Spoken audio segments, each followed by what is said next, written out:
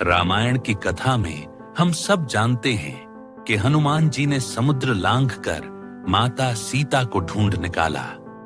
लेकिन क्या आप जानते हैं, उस यात्रा में उन्हें कई दैवीय और मायावी बाधाओं का सामना करना पड़ा था।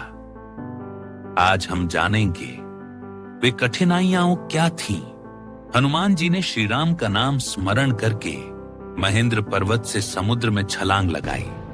समुद्र देवता ने उन्हें आशीर्वाद दिया कि उनकी यात्रा सफल होगी, लेकिन मार्ग में देवताओं ने उनकी परीक्षा के लिए कई चुनौतियां रखी। पहली बाधा आई मेनाका पर्वत। समुद्र ने पर्वत को ऊपर उठाया और हनुमान जी से कहा, आराम करो, विश्राम लो। लेकिन हनुमान ने कहा, राम कार्य से बढ़कर कुछ नहीं, और बिना रुके वे आगे बढ़ गए। दूसरी बाधा थी नागमाता सुरसा। उन्होंने अपना विशाल मुख खोलकर कहा, देवताओं ने कहा है तुम्हें मेरे मुख में प्रवेश करना ही होगा। हनुमान ने बुद्धि से काम लिया। वे छोटे होकर उनके मुख में गए और तुरंत बाहर निकल आए। सुरसा ने आशीर्वाद दिया। तीसरी बाधा थी राक्षसी सिंहिका, जिसे अपनी छाया पकड़ने की शक्ति थी। उसने आकाश में उड़ते हनुमान की परछाई पकड़ ली। हनुमान ने विशाल रूप लेकर उसे परास्त कर समुद्र में गिरा दिया। इन तीन प्रमुख बाधाओं के अलावा समुद्र में मायावी जीव, तेज हवाएं और लहरें भी आ रही थीं, लेकिन हनुमान का संकल्प अडिग था।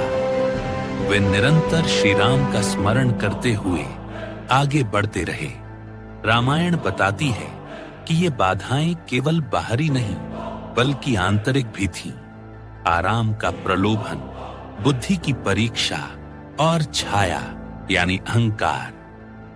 हनुमान जी ने शक्ति, बुद्धि और विनम्रता से सब पार किया। सभी कठिनाइयों को पार कर हनुमान अंततः लंका तट पर पहुंचे। पर्वत शिखर पर खड़े होकर उन्होंने सीता माता की खोज का संकल्प लिया। यह उनके साहस और भक्ति की पराकाष्ठा थी। हनुमान जी की यह यात्रा हमें सिखाती है कि जब लक्ष्य पवित्र हो और मन में भगवान का नाम हो, तो कितनी भी बाधाएं क्यों न आए, हम विजय प्राप्त कर सकते हैं। भक्ति और धैर्य ही सबसे बड़ी शक्ति है। इस प्रकार हनुमान जी ने समुद्र पार कर माता सीता की खोज शुरू की। उनकी यात्रा हमें प्रेरणा देती है कि हम भी अपने जीवन की बाधाओं को साहस, बुद्धि और भक्ति से पार करें। जय बजरंग बली।